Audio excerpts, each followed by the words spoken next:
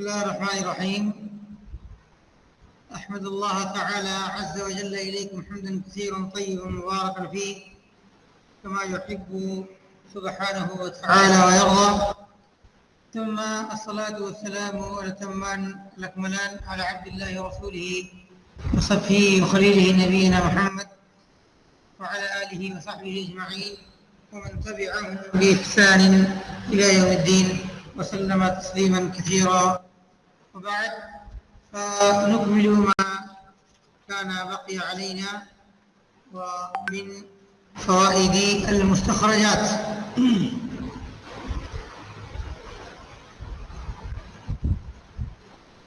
وعلى ما أذكر أننا كنا انتهينا من فوائد المستخرجات، أليس كذلك؟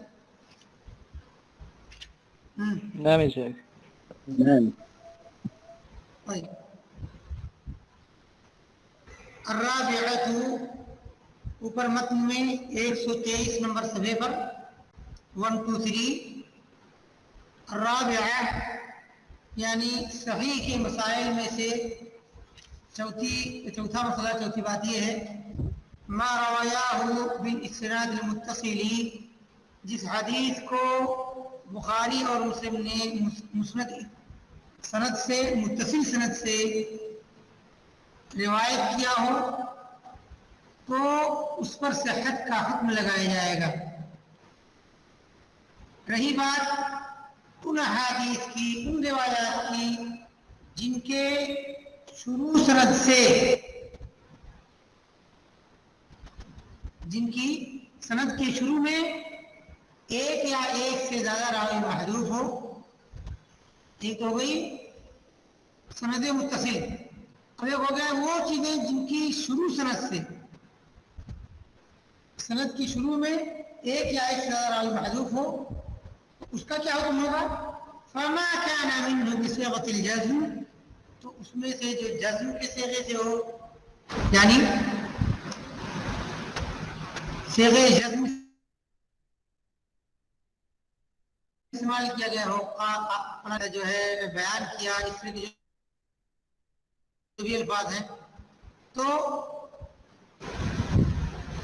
جیسے قالا ہے، فعلا ہے، امرا، روا، ذکر، فلان، یا اس کے علاوہ دوسرے الفاظ، فہو حکم بصحتہ عن المضاف الیہ، اس پر بھی صحت کا حکم لگایا جائے گا اس شخص سے جس کی طرف اس کی نسبت کی گئی ہے.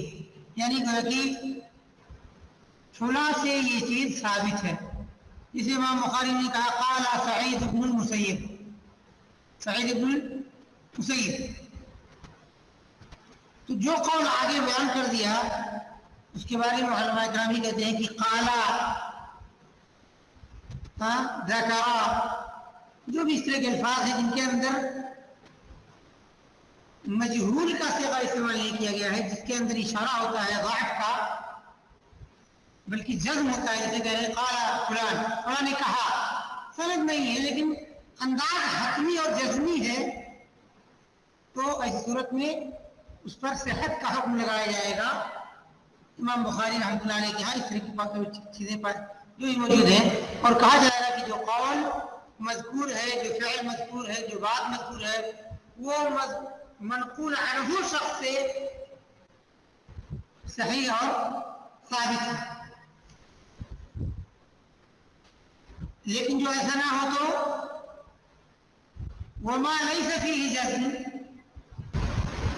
128 نمبر صفحے میں، اور جس کے اندر جزم نہ ہو، جزم کا انداز نہ ہو، جسے روایت کیا جاتا ہے، ذکر کیا جاتا ہے، بیان کیا جاتا ہے، کہا جاتا ہے، یا بیان کیا گیا، ذکر کیا گیا، کہا گیا فلاں سے، ایسی سی بات، یعنی روی عن الحسن البصری کذا، حسن بصری سے روایت کی جاتی ہے، تو یہ صیغہ تمریض ہے، صیغہ تمریض کے نام سے مسلم اسے جانا جاتا ہے. تو صیغہ تمریض یعنی مجہول کے صیغے سے بیان کی گئی چیزوں کے اندر گویا کہ ایک طرح سے کوئی کمزوری ہے جس کے ناطے روایت کی جاتی ہے، روایت کی گئی ہے، ذکر کیا جاتا ہے کا انداز اپنایا گیا ہے. لہذا اگر ایسا ہے تو اس کے اندر مضاف الیہ شخص سے جس شخص کی طرف وہ بات منسوب ہے، منسوب کیے جانے والے شخص کی طرف یا شخص سے متعلق اس بات کے ثابت ہونے کا حکم نہیں لگایا جائے گا. تو ایسے جملوں کے اندر جس کے اندر جزم نہیں ہے اس کے اندر منسوب الیہ شخص سے اس کے ثابت ہونے یا صحیح ہونے کا حکم نہیں ہوتا ہے. یہ یہاں پر کہنا چاہ رہے ہیں. وَلَيْسَ بِوَاهٍ، اب اگر صحیح نہیں ہے، ثابت نہیں ہے تو حکم کیا ہوگا؟ کریں کہ جہاں یہ بات ہم کہیں گے کہ اس کو ثابت نہیں مانا، حالت ثابت ہو سکتی ہے وہ چیز. غور کیجیے گا، جو چیز صیغہ تمریض سے بیان کی گئی ہے ہم اس کو صحیح ہونے کا حکم نہیں لگائیں گے، لیکن ایسا نہیں کہ ضروری ہے کہ وہ ضعیف ہی ہو. اس کے چانسز ہیں، بہت زیادہ ممکن ہے، لیکن تمام صیغہ تمریض سے بیان کی جانے والی جو اقوال یا روایتیں یا افعال، مقطوعات، موقوفات، یہ تمام کے تمام ہر حال میں ضعیف ہو، ایسا ضروری نہیں. ضروری کیا ہے کہ آپ اس کو بس صحیح کا حکم نہیں لگا رہے یا نہیں لگائیں گے، یہ کہنا مقصود ہے. وَلَيْسَ بِوَاهٍ، لیکن اس کے ساتھ ساتھ وہ انتہائی غائب درجے کا ضعیف بھی نہیں ہوتا ہے. لِإِدْخَالِهِ فِي الْكِتَابِ الْمَوْسُومِ بِالصَّحِيحِ، اس لیے کہ اس کو ایسے مؤلف نے اپنی کتاب میں داخل کیا ہے جس نے اپنی کتاب کو صحیح کا نام دیا ہے. تو لِإِدْخَالِهِ فِي الْكِتَابِ الْمَوْسُومِ بِالصَّحِيحِ، اس کو صحیح کے ذریعے نام دیے گئے کتاب میں داخل کرنے کی وجہ سے اس کو ساقط الاعتبار بھی نہیں کہا جائے گا، بہت زیادہ ضعیف بھی نہیں کہا جائے گا. کس کو؟ ان روایات اور اقوال اور افعال، حکایات کو جن کو صیغہ تمریض سے بیان کیا گیا ہے. یہ کس کی بات ہے؟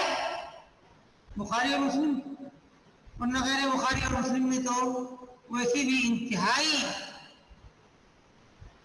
جو ہے ضعیف روایتیں پائی جاتی ہیں، خاص طور سے ان کتابوں میں جن کو صحیح کا نام دیا گیا ہے یا جن کو ان کے مؤلفین نے صحیح کا نام دیا ہے یا صحیح کا الزام کرنے والی بات کی ہے. ظاہر بات یہ بات صحیح بخاری مسلم کی ہے، اس لیے ما روایا کا لفظ شروع میں آیا.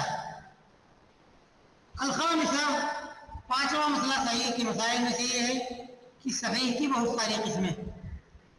تصور کریں گے تو اس کی بہت ساری قسمیں ہوں گی. یہاں پر انہوں نے چند اقسام ذکر کیے ہیں بطور مثال یا بطور تفہیم کے. تو اعلیٰ، سب سے اعلیٰ وہ ہے جس پر بخاری اور مسلم متفق ہوں. ٹھیک ہے. پھر وہ روایت جس کی روایت کرنے میں بخاری منفرد ہو. پھر وہ روایت جس کے جو ہے روایت کرنے میں پھر جو روایت کرنے میں جس حدیث کی روایت کرنے میں مسلم منفرد ہو. پھر وہ روایت جو ان دونوں میں سے کسی نے روایت نہ کیا ہو لیکن ان دونوں کی شرطوں پر ہو. پھر وہ حدیث جو بخاری کی شرط پر ہو. پھر وہ جو مسلم کی شرط پر ہو. پھر وہ جو بخاری اور مسلم کے علاوہ کسی اور کے نزدیک صحیح ہو. تو یہ ساری کی ساری صحیح کے درجات اور اقسام ہیں. دیکھیے میں ایک بات بتاؤں آپ کو، صحیح کے درجات و اقسام کی ایک انداز کی تقسیم ہے آپ کو سمجھانے کے لیے، ورنہ اس کے علاوہ اور بھی کئی شکلیں ہو سکتی ہیں. میں آپ کے ذہن کے آفاق کو کھولنے کے لیے صرف کچھ باتیں بتا دیتا ہوں. جیسے وہ حدیث ہے جو صرف بخاری مسلم ہو، مثلا بخاری مسلم میں ہے لیکن کتب ستہ کی کتابوں میں اکثر میں نہیں ہے. اکثر میں نہیں، یا مان لیجیے ترمذی اور ابن ماجہ میں ہے مثلا،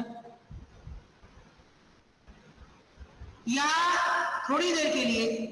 اب دیکھیے اس کی جتنی آپ بنانا چاہیں گے تفریحات بنا سکتے ہیں.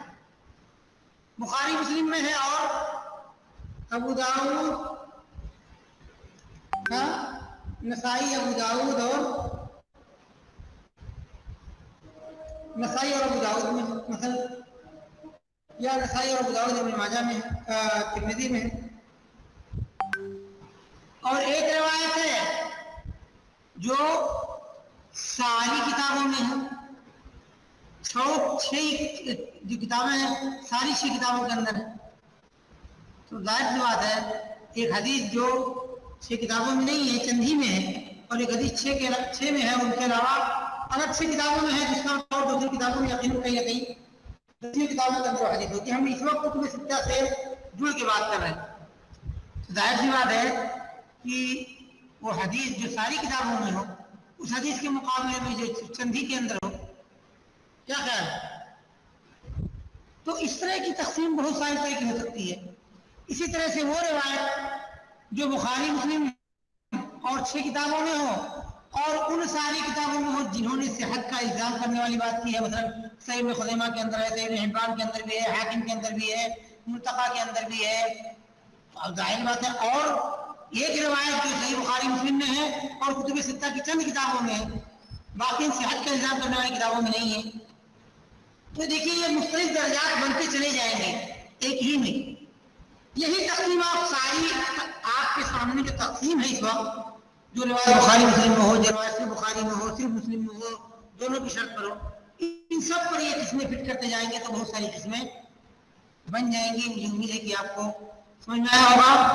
تو اس طرح سے بہت ساری صحیح کی تقسیم ہو سکتی ہے، بہت ساری درجات کی تقسیم آپ کو یہ کرنا بہت بڑی مشکل ہے.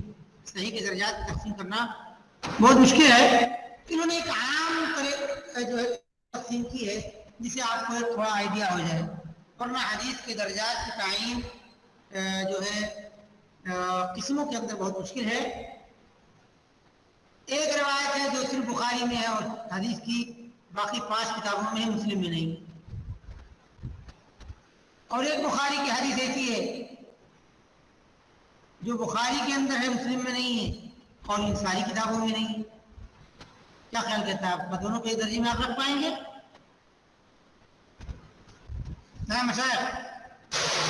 نہیں شاید. تو یہ اس طرح کی تفریحات بہت ساری ہو سکتی ہیں. یہ عام تقسیم ہے آپ کو حدیثوں کے درجات سمجھنے کے لیے، اور اس میں کوئی حرج کی بات بھی نہیں ہے. ورنہ یہ جو ہے اس طرح کی چیزیں بہت زیادہ ہو سکتی ہیں تقسیمات. آگے 141 پر جو متن ہے وَإِذَا قَالُوا صَحِيحٌ مُتَّفَقٌ عَلَيْهِ أَوْ عَلَى صِحَّتِهِ، کہ جب حدیث کو متفق علیہ کہا جائے، کہ جب علماء کرام کہیں کہ حدیث صحیح ہے، متفق علیہ ہے، یا متفق علیہ کا استعمال کریں یا متفق علی صحتہ کا، تو ان کی مراد کیا ہوتی ہے؟ بخاری اور مسلم کا اتفاق. اب اسی کے ساتھ ایک حدیث ہے جو 6 کتابوں میں ہے، متفق علیہ ہے کہ نہیں ہے؟ بالکل ہے شیخ. ہے، لیکن وہ مقصود ان کا بخاری اور مسلم ہوتا ہے. یعنی گویا کہ بخاری اور مسلم کی کتابوں کو جو ایک خاص قسم کا مقام حاصل ہے، اور وہ مقام بہت ہی اعلیٰ اور افضل ہے، اور بہت سارے نواحی سے ہے، بہت سارے اسباب اور وجوہات سے ہے. تو اس کی وجہ سے ان کو زیادہ مرتبہ دینے کے لیے انہی دونوں کا اعتبار کیا گیا ہے. باقی دوسری کتابوں کو اعتبار نہیں لایا گیا ہے، جبکہ امر واقع میں ایسی حدیثیں ہیں جو بخاری مسلم میں ہیں اور ان میں نہیں ہے، بخاری مسلم میں ہے، ان میں ہے، بخاری مسلم میں ہے اور ان میں سے بہت ساری لوگ کتابوں کے اندر ہیں. تو ظاہر بات ہے کون ایک حدیث مثلا بخاری اور مسلم میں ہے اور ترمذی میں ہے، اور ایک حدیث بخاری اور مسلم میں ہے اور نسائی میں ہے، یقیناً نسائی کے اندر جو موافقت پائی جا رہی ہے اس سے اس کے اعلیٰ درجہ ہونے کی دلیل ہے. ایسا بھی آپ مان سکتے ہیں کہ ایسی روایت جو بخاری اور مسلم میں ہو، لیکن وہ روایت ان روایتوں میں سے ہے جن پر علماء کرام نے نقل کیا ہے، اور نسائی میں بھی. اس کے برعکس ایک دوسری روایت ہے جو بخاری مسلم میں ہے اور ابو داؤد، نسائی، ابن ماجہ ابو داؤد جو ان میں کسی میں نہیں، لیکن ترمذی میں نہیں ہے، خالی ابن ماجہ میں، تو اس کا مقام ابن ماجہ میں صرف ہے، اس کے باوجود بھی ان روایت سے زیادہ ہوگا، اس روایت کے مقابلے میں زیادہ ہوگا جن پر نقد ہے بخاری اور مسلم۔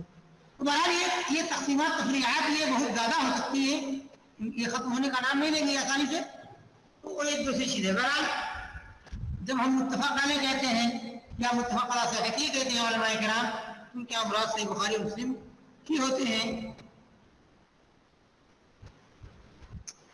اس کے بعد آگے ایک دوسرا مسئلہ آ رہا ہے، وذکر الشیخ،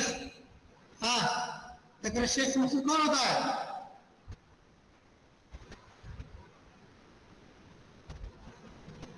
ابن صلاح تو کرے گی،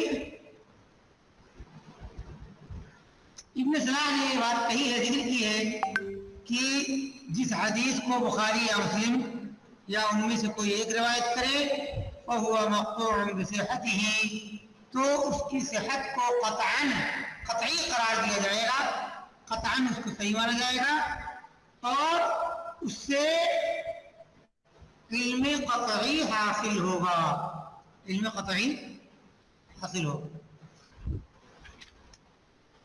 وخالفه المحققون والاكثرون، امام سیوطی کیا کہہ رہے ہیں کہ محققین نے اور اکثر لوگوں نے ان کی مخالفت کی ہے اور کہا ہے کہ غلبہ ظن کا فائدہ دیتی ہیں روایتیں جب تک کہ وہ متواتر نہ ہو۔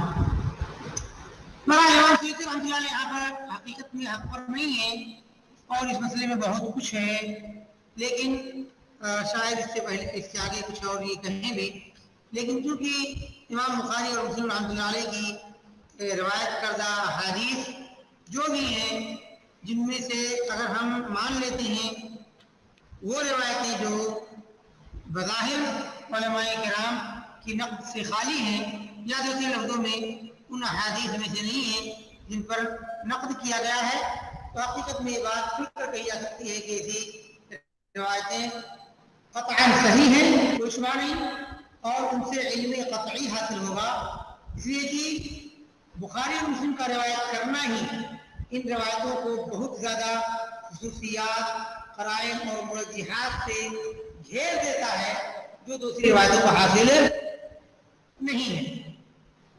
تو فی نفس ہی صحیح حدیث یقین کا فائدہ دیتی ہے یا نہیں، یہ اپنے آپ میں ایک مسئلہ ہے، لیکن وہ ایک دوسری بات، ہم کو ایک دوسرا مسئلہ مان کے چلیں گے، لیکن جس روایت بخاری اور مسلم روایت کیا ہو اور وہ ان چند روایات میں سے نہ ہو جن پر نقد کیا گیا ہے، تو حقیقت میں صحیح بات یہی ہے اور یہی بات محققین کی بھی ہے۔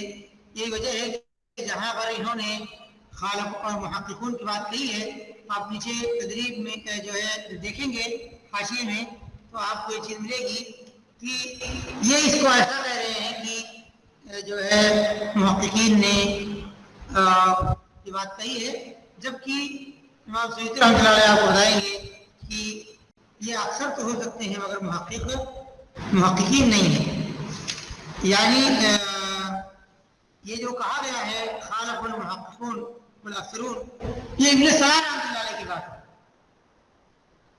اسی کے نیچے آپ جب حاشیے میں دیکھیں گے تو دیکھیں گے کہ سیوطی نے کہا ہے کہ ایسا نہیں ہے، بلکہ محققین نے بخاری مسلم کی روایات سے متعلق خاص طور سے بات کہی ہے کہ وہ علم قطعی کا فائدہ دیتی ہے۔ تو یہ چیز بہت زیادہ ہے علماء کرام کے ہاں کی روایتیں علم قطعی کا فائدہ دیتی ہیں نہیں دیتی ہیں، اس طرح کی بہت ساری چیزیں، اور یہی جگہ ہے جہاں پر گمراہی بہت شدید آئی ہے، اور جو ہے احادیث جو بھی قرائن سے گھرے ہوئے ہیں، قرائن سے گھری ہوئی ہیں، بخاری مسلم کی احادیث ہو یا ان کے علاوہ بھی احادیث ایسی ہو سکتی ہیں، انہیں قرائن میں سے تواتر ہے، روایت کا متواتر ہونا یا بہت سارے ائمہ کرام کا روایت کرنا، امت کا قبول کرنا، یا مختلف زمانوں میں علماء کا اس حدیث کو قابل احتجاج سمجھنا، بہت ساری ایسی قرائن ہو سکتی ہیں۔ اگر وہ قرائن ہیں تو گویا کہ ان روایتوں سے علم فقہ حاصل ہوتا ہے. ہاں ایسی روایتیں جو جن کی روایت میں کچھ ایسی چیز ہے جس کی وجہ سے ان میں تجاذب ہے ان کے صحیح اور ضعیف ہونے میں، اور مختلف زمانوں میں علماء کرام کا اختلاف رہا ہے کہ روایتیں صحیح ہے یا نہیں. کچھ لوگ اس کو صحیح قرار دیتے رہے ہیں تو کچھ لوگ اس کو ضعیف قرار دیتے رہے ہیں. اگر اس طرح کی بات ہے تو اس صورت میں کہا جا سکتا ہے کہ ان سے علم قطعی حاصل نہیں ہوگا، اور جو اس کو صحیح قرار دے رہا ہے اس کے نزدیک اس میں اس حدیث سے اس کو علم ظن غلبہ ظن کا جو ہے حصول ہوگا، اور غلبہ ظن کی وجہ سے اس کے ہاں اس پر عمل کرنا واجب ہوگا. اور جو اس کو ضعیف قرار دے رہا ہے ظاہر بات ہے کہ اس کے ہاں اس حدیث سے غلبہ ظن حاصل نہیں ہوگا. تو یہ اپنی جگہ پر ایک دوسری چیز ہے، لیکن جو روایتیں قرائن سے گری ہوئی ہوں بخاری مسلم کی خاص طور پر اور ان کے علاوہ دوسری روایات، تو حقیقت میں صحیح بات یہ ہے کہ ان سے علم قطعی حاصل ہوگا. اور جہاں تک عمل کی بات ہے تو عمل کرنا تمام مقبول روایتوں پر واجب ہے، چاہے ہم ان سے متعلق یہ کہیں کہ مجھے علم قطعی حاصل ہو رہا ہے، نہ کہ یہ کہیں کہ علم قطعی نہیں بلکہ علم ظن حاصل ہو رہا ہے، کیونکہ غلبہ ظن ہی کافی ہے عمل کے لیے. اگر ہم یہ بات فرضاً تنازلاً مان بھی لیتے ہیں کہ اس سے علم قطعی حاصل نہیں ہوتا ہے.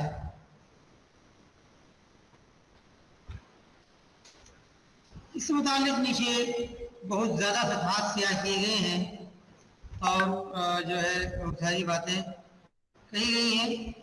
یہاں سے ہم آگے منتقل ہوں گے 157 صفحے پر 157 متن میں السادسہ چھٹا مسئلہ صحیح سے متعلق. یہ حضرات کھول سکے ہیں یا نہیں؟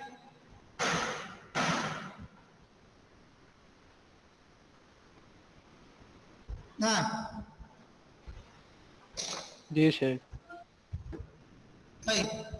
سادسہ میں چھٹا مسئلہ کیا ہے کہ من رأى في هذه الأزمان حديثا صحيح الإسناد في كتاب أو جزء لم ينص على صحته حافظ معتمد.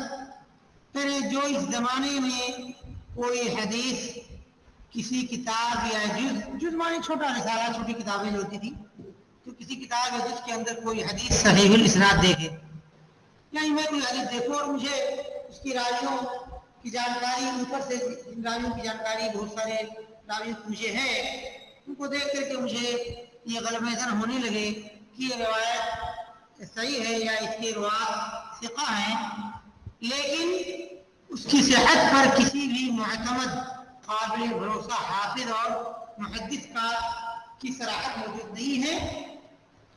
قال الشیخ ابن صلاح رحمۃ اللہ کہتے ہیں لا يحكم بصحته لضعف اہلیت اہل هذه الازمان، کہہ رہے ہیں کہ اس کی صحت کا حکم نہیں لگایا جائے گا اب جبکہ کسی پرانے معتمد عالم کی تصحیح نہ ہو، جب نہیں ہے تب کی بات. کیوں؟ اس زمانے کے لوگوں کی اہلیت اور صلاحیت اور قابلیت میں کمزوری ہونے کی وجہ سے، خاص طور سے علم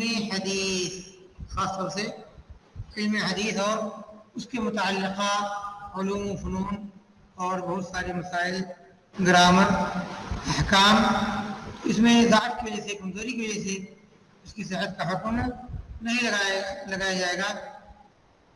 یہ کون کر رہے ہیں؟ ابن صلاح.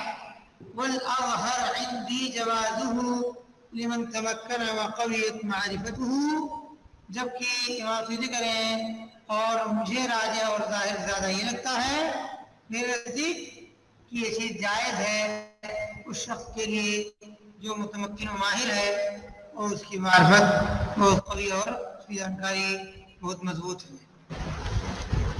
گویا کہ ابن صلاح رحمۃ اللہ علیہ کی رائے نہیں ہے کہ وہ ایک خاص زمانے کے بعد کے زمانوں کے لیے حدیث کو صحیح ضعیف قرار دینے کا کام غلط سمجھتے تھے، یعنی اس کو جائز نہیں سمجھتے تھے، جبکہ حقیقت یہ ہے کہ جیسا کہ امام سیوطی رحمۃ اللہ علیہ بات آپ کو بتائی کہ جو شخص اپنے اندر مہارت پاتا ہے اور اس علم کے علوم فنون کی معرفت اس کے پاس قوی ہے اور وہ جو ہے یعنی کسی بندش میں اور کسی پریشانی یا کسی زور دباؤ میں نہیں ہے اس کی وجہ سے غلط کہے. بہرحال میں جو ہے انشاءاللہ ایسے آدمی کی تصحیح کردہ تصحیحات یا تضعیفات کو قبول کیا جائے گا، اور اگر اس کا دروازہ بند کر دیا جائے تو یہ خاص زمانے ابن سلام رحمۃ اللہ کا انتقال کب ہوا ہے؟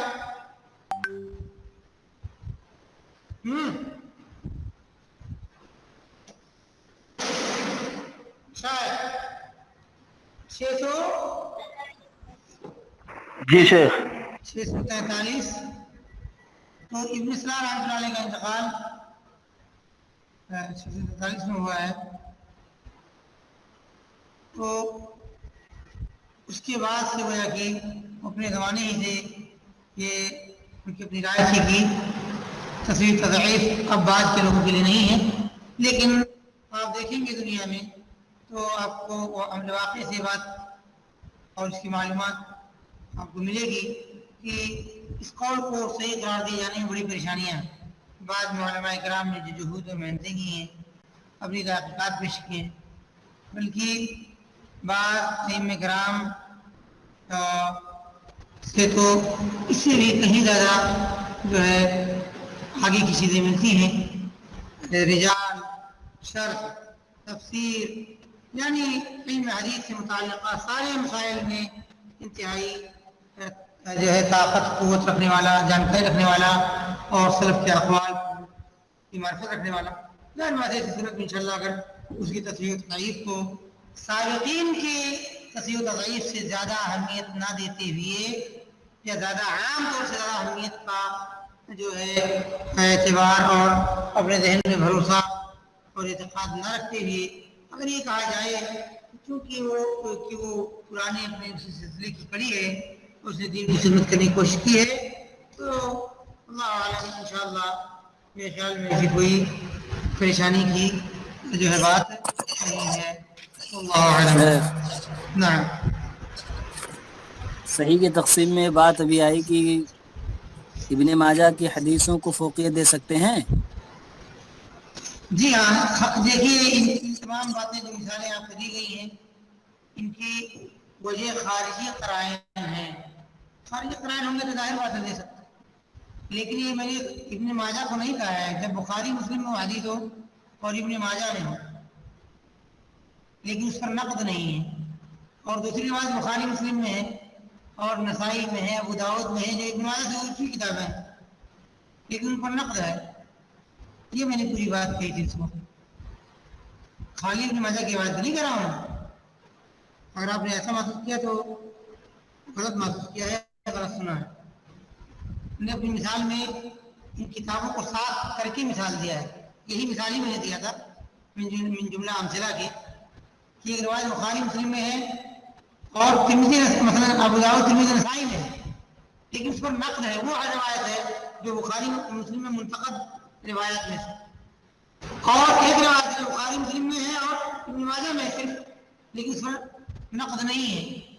تو یہ روایت ان روایتوں پر بھاری پڑ سکتی ہے جو ان ساری کتابوں میں ہے، اس لیے کہ یہ منتقد ہے اور یہ منتقد نہیں ہے. تو خارجی اسباب اور خارجی حالات اور ان کی جو ہے حدیث کے راویوں کے حالات، ان کی سوانح، ان کی زندگی، ان کے اندر پائی جانے والی چیزوں یا جو بھی روایت کسی بھی روایت کے صحت کے اعلیٰ معیار پر پہنچانے اور اس میں کمی لانے کی جو بھی اوصاف اور اسباب ہیں ان کی معرفت کے بعد اس خدمت کی جاتی ہے. جی تھا آپ کا سوال ابھی باقی ہے کچھ؟ جلدی کیجیے تاکہ آگے بڑھ سکیں.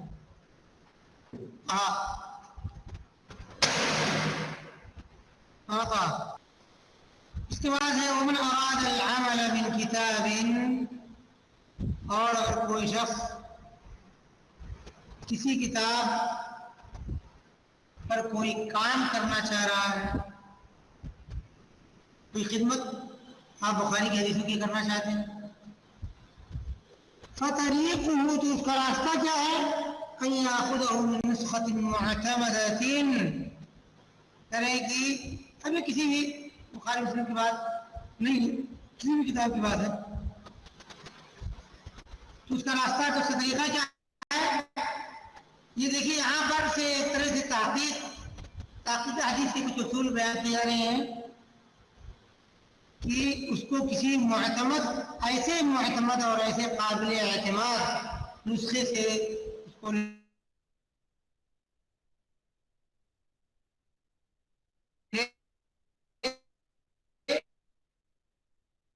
کو سامنے رکھا ہے. پہلی چیزیں ہو گئی فإن قابلها بأصل محقق معتمد أجزاءه. تو اگر اس حدیث کو ملا لیا حدیث کا مقابلہ کر لیا کمپیریزن کر لیا ایسی تحقیق شدہ کتاب سے جو معتمد ہو قابل بھروسہ ہو تو ایسی صورت میں یہ چیز اس کو کافی ہے.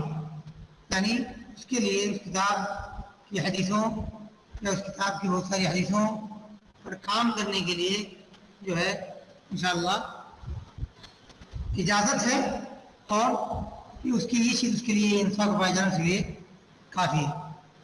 تو کیا چیزیں بتائیں گی؟ ایک تو یہ ہے کہ اس کے پاس جو نسخہ ہو وہ قابل اعتماد ہو اور قابل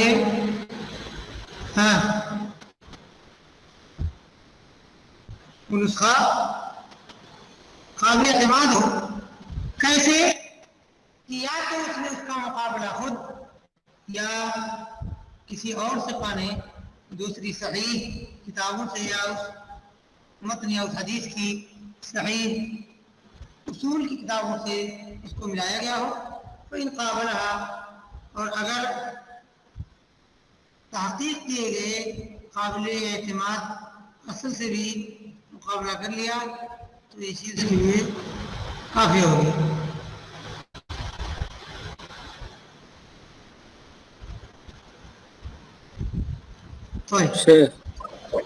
نہ صرف مت پڑھائیں گے آپ سے شیخ آئندہ؟ ہاں میں پہلے کہہ چکا ہوں جہاں پر ضرورت پڑے گی ہم اس میں شرح میں آئیں گے. جی اصل میں کیا ہے نا شیخ، موبائل میں پی ڈی ایف پڑھنے میں سمجھ میں آتا تو کتاب کی فوٹو کاپی کرانی تھی. تو کتاب کی فوٹو صرف متن کا کرائیں یا شرح کی بھی کرائیں؟ ایسے تو بہت سارے پیسے ضائع ہو جائیں گے فالتو کا، جب متن ہی پڑھیں گے اور اس کے بعد شرح کے بھی کرا لائیں گے تو کیوں پیسے ضائع جائیں گے؟ آپ شرح بھی پڑھ لیجیے گا. شرح میں کام کی چیز نہیں ہے کیا؟ اگر آپ کے پاس اس کتاب کی بہت سارے صفحات شرح کے ساتھ آ جاتے ہیں تو اس میں برائی کیا ہے؟ آپ متن پڑھیے، شرح میں آپ نظر ڈالتے رہیے کیا فائدے کی چیزیں، بہت ساری فائدے کی چیزیں.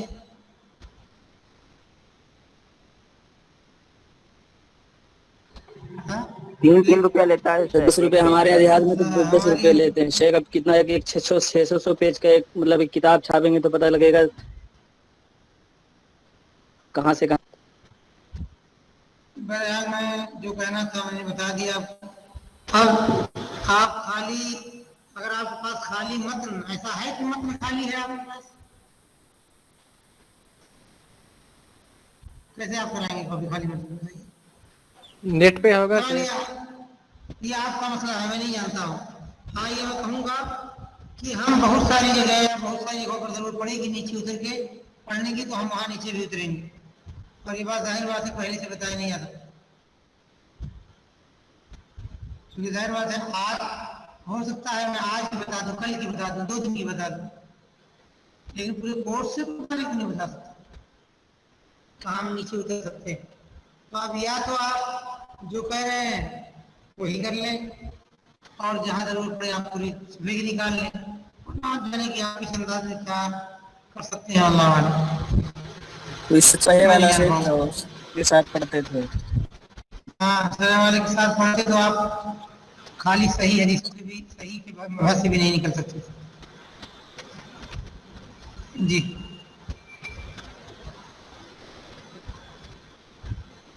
کم پڑھیں شیخ، اچھا پڑھیں تو زیادہ بہتر حاضری ہے. نہیں لیں گے شیخ؟ قادری کمپیوٹر صاحب لے رہے ہیں آپ کی. جی ہاں قابلہ کا کیا نام ہے کے اندر زمین نسخے معتمدہ کی طرف لوٹ رہی ہے. بتائیے. तो बहरहाल मैं इसमें यही कह सकता हूँ कि आप बहरहाल देख लीजिए, अगर आप मुतफिक हो जाएंगे कि नहीं हमको ऐसे पढ़ना है तो ठीक, लेकिन फिर ये यकीनी है कि आप सही की मगज से निकल नहीं पाएंगे। शेख ये वाला ज्यादा सही लगता है, इसमें इहाता हो जाता है। इसमें देखिए, इसलिए कि ऊपर बहुत सारी अंदर चीजें ऐसी हैं जिनकी आम हालात में आपको जरूरत नहीं है। तो बहरहाल मुझे अगर मैं राय लूँ तो ले सकता हूँ, ना राय लूँ तो मुझे जरूरी नहीं है आपकी राय, लेकिन मकसद ये है कि ये फोटो कॉपी वाला मसला तो बहरहाल है और अहम है, मैं इसे गैर आम नहीं करार दे रहा हूँ। अगर आपके पास तदरीकुल रावी नहीं है तो बहरहाल आपके पास एक जो है उसका एक हिस्सा हो जाएगा, आप बहुत सारी चीज़ें साथ के अलावा भी बढ़ के मुताला कर सकते हैं। लेकिन इससे पहले आपको इतने ही दिनों के अंदर ऐसा हुआ है, फ़वाइदुल मुस्तखरजात में हमने नीचे जाके पढ़ा है, तो ऐसी कोई चीज़ हो सकती है जहाँ हम नीचे की तरफ जाएं। तो जाहिर बात है ये चीज़ पहले से पूरे कोर्स के बताने की बात तो किसी के लिए मुमकिन नहीं है, आप जानते हैं। सही है कि एक तालिब एक उस्ताद पूरे कोर्स को पहले से पढ़ाए और आप बता दें दूसरा जगह मैं नीचे पढ़ाऊँगा। तो मेरे ख्याल में इसको आप कर लें। अगर आपके पास कोई नुस्खा मिल जा रहा है इसमें सिर्फ मतन हो तो करा लीजिए, बाकी कहीं कहीं कोई कर जाएंगे तो इसको आप जो है कॉपी करा लीजिएगा और मैं एक आध सफ़े का 2-4-10-20 जगह अगर मसला रहेगा तो आप उसे क्या नाम है अपने मोबाइल से किसी एक साथी के जरिए जिसके पास हो या कुछ शेयर कर लेंगे और उसे काम चला लेंगे, हो सकता है। आप जिसमें बेहतर समझे जो तरीका होगा आप ये ज्यादा जान सकते हैं, मैं उसको ज्यादा तस्वीर नहीं कर सकता। हसन हसन की गुफ्तगू यहाँ चल रही है और मैंने आपको इससे पहले बताया है कि मैं मदीने में पढ़ने के बावजूद भी हमारे कुछ साथियों को इस बात की शिकायत रह रही कि वो हसन के बाब को सही अंदाज में नहीं पढ़ सकते, और हसन की बहस मुस्तले की जो है चंद उन मबाहिस में से ये बहस मानी जाती है जो टफ माने जाते हैं। इसीलिए मैंने आपको जल्दी सही खत्म किया ताकि आप हसन के अंदर कुछ फायदे पा जाए, वरना मुझे एक तरफ से पढ़ाने में मेरे लिए और कई फायदे थे। तो यहाँ से इंशाअल्लाह रब्बुल आलमीन लिहाजा हम जहाँ जरूरत महसूस करेंगे कि आपको नीचे पढ़ने की ज़रूरत है वहाँ पर आपको आएंगे कि जो भी यहाँ जो भी जो बातें नहीं है या कम से कम तारीफ समतालिक जो हम बातें हैं, तो इसीलिए मुख्तलिफ तारीफात और उनके अंदर पाई जाने वाली परेशानियाँ और जो है बारीकियों का ना पाया जाना और 5 मिनट गुजरते हुए इंशाअल्लाह हम सही तारीफ सिखाएंगे। बहरहाल आपकी घंटी खत्म हो चुकी है, इंशाअल्लाह हम इसको अगली घंटे में शुरू करेंगे। तारीफ से मुतालिक चीज़ें हैं और कोशिश करेंगे कि काफ़ी ठीक ठाक अंदाज में गुजर जाए ताकि तारीफ से मुतालिक बहुत ज़्यादा दिनों तक मामला ना चलता रहे और बातें कटे ना। तो आप में से कोई चाहे तो लेफ्ट हो सकता है।